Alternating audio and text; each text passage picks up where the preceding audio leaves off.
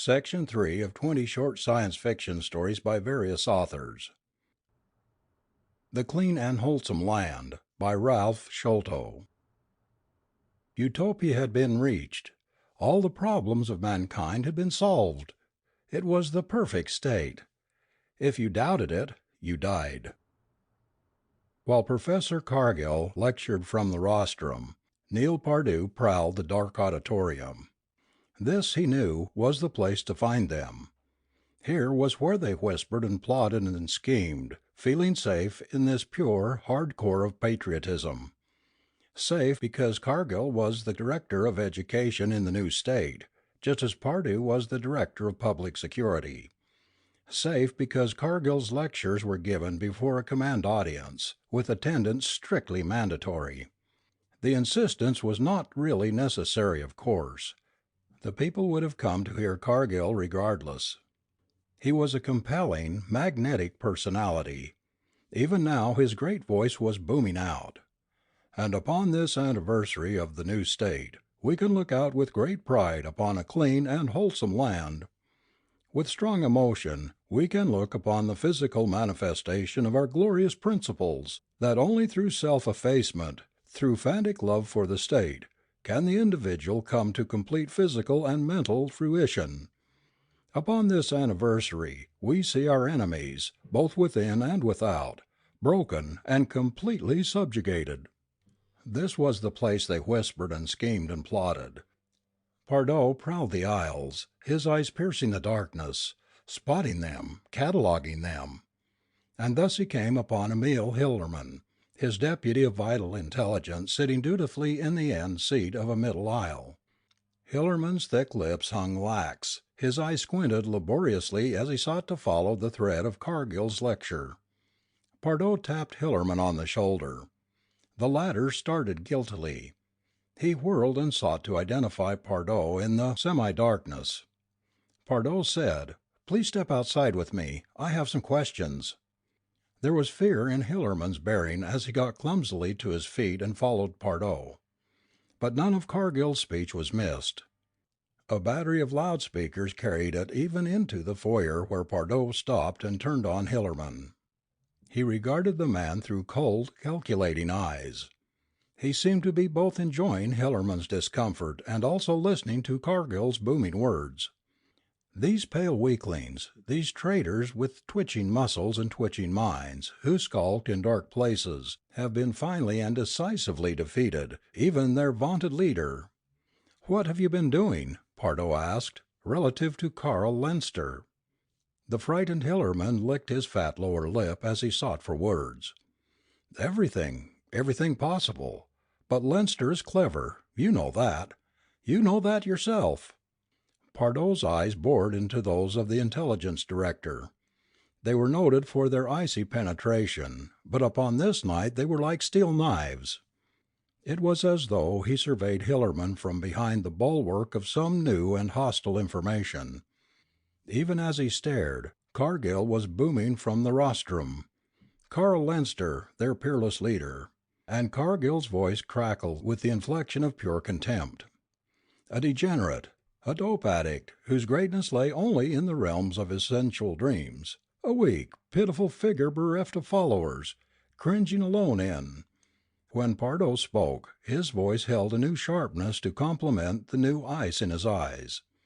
He said, "In half an hour I'm attending a meeting of the council. They will want a report. What about Lenster?"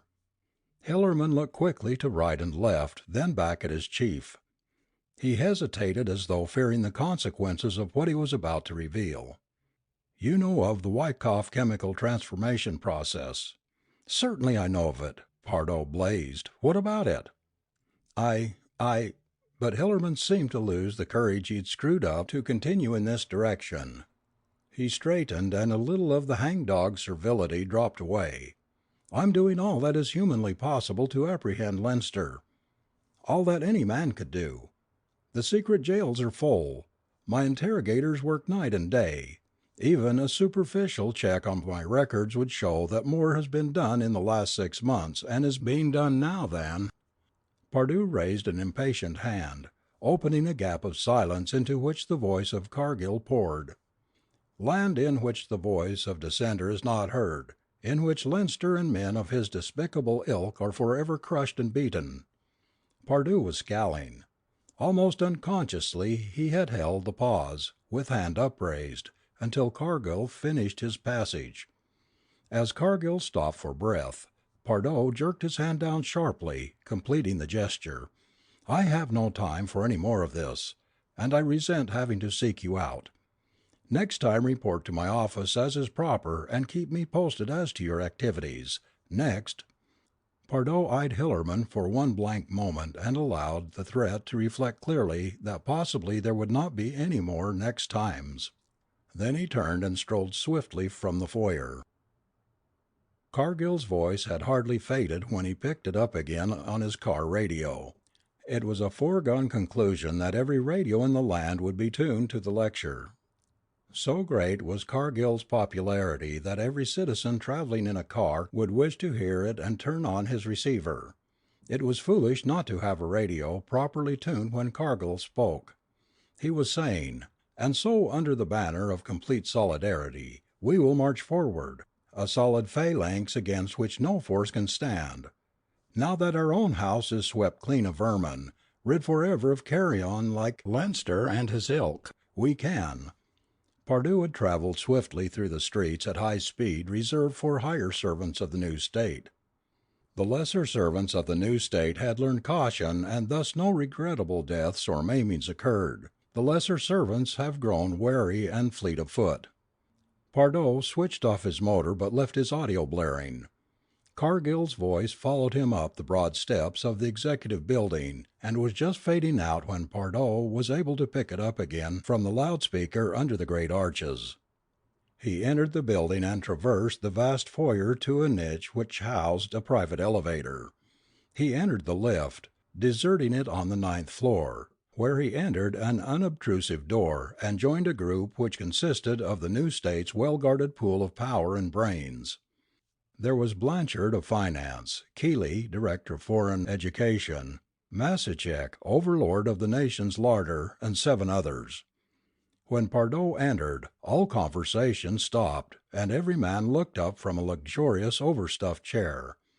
Pardue must certainly have swelled inwardly with pride at this unconscious tribute. It was well known that he held a key position on the chessboard of politics. His was in reality the most important job of all.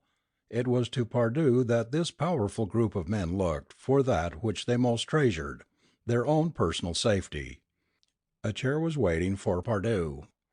He said, "I'm sorry to be late, gentlemen. I have been on a personal tour of inspection. I'm sure you will forgive me, however. I have a most interesting report." He seated himself, timing the action so it coincided with the ebb of applause coming over the speaker. Applause from the loyal multitudes who had just heard Professor Cargill end his lecture. As it was now permissible, Blanchard reached under the table and snapped a button. The speaker went silent. "An interesting report?" Keeley asked. "Amazingly so," Pardue said. "I have just unearthed a traitor in a high place." Every man in the group strove not to react, and this striving was in itself a reaction. "Most interesting," Blanchard murmured. "Are you ready to name names?" "That is my intention, but in order to forestall a great many questions, let me give you a complete background. Lederman, ambassador without portfolio, and very close to the man of almost sacred name who never attended these meetings, felt strong enough to evince impatience. The name, man, first name, then the details." Pardue smiled coldly. "Very well. The name is Carl Leinster." Lederman sprang from his chair, his face bordering on purple. "Is this a joke, Pardue? We all know Leinster is the arch traitor of our times, the leader of the resistance movement. Talk sense." Pardue, not in the least disconcerted, smiled coldly. "I'm sorry. Perhaps I should have said Emil Hillerman, my deputy, of vital intelligence, the man who holds immeasurable power in his 2 hands." Blanchard was not given to outbursts, but his lips were grim as he said, "We're waiting for you to talk sense, Pardo. The confusion comes from your not allowing me to tell it as I wished. There is a gap between Leinster and Hillerman, one which, with your permission, I will fill." "Talk, man, talk." "You have all heard of Formula 652, known also as the Wyckoff chemical transformation process." There were expressions of both understanding and bewilderment. Noting these, Pardo said, "For those of you who haven't made a point of looking into the thing, I'll explain. Wyckoff, in case you don't recall, was a chemical engineer of more than average ability who stumbled onto this formula before he died, most regretfully, 4 years ago, in 1984. Lederman continued to scowl. "We all know each other, Pardo. Call a spade a spade. Wyckoff was a reactionary scoundrel whom you did away with for reasons of security." "Precisely," Pardo said.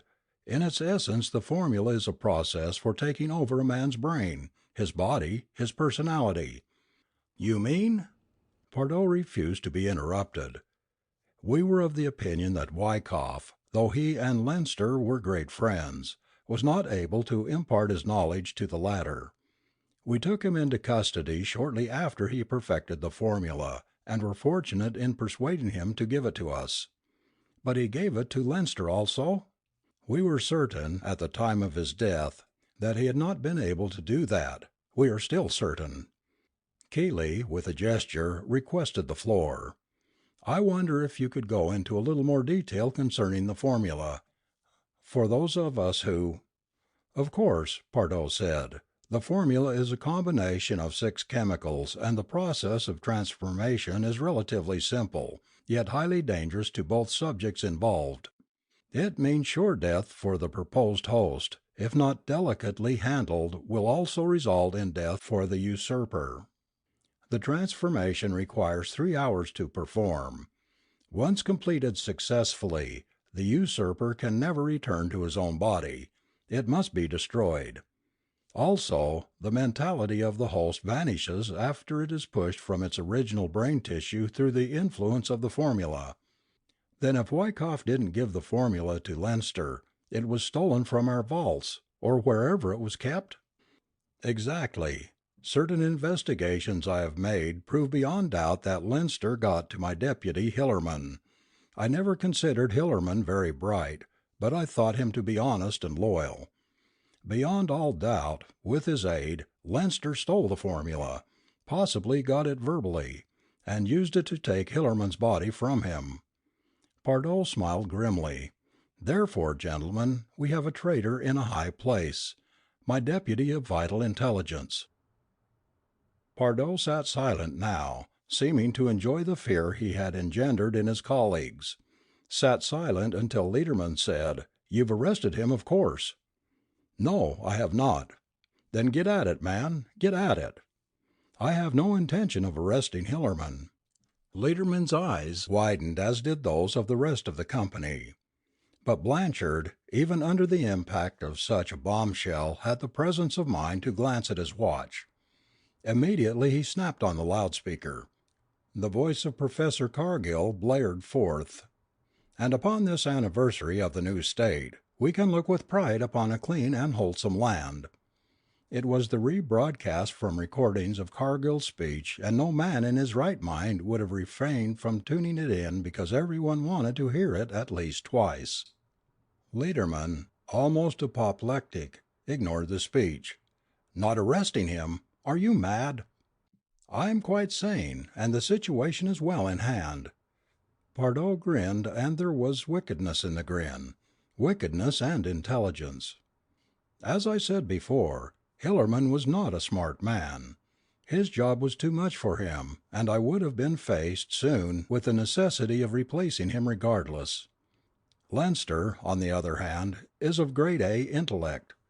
But, gentlemen, he is frightened, badly frightened in his new environment, and in order to ensure his own safety, is doing an excellent job.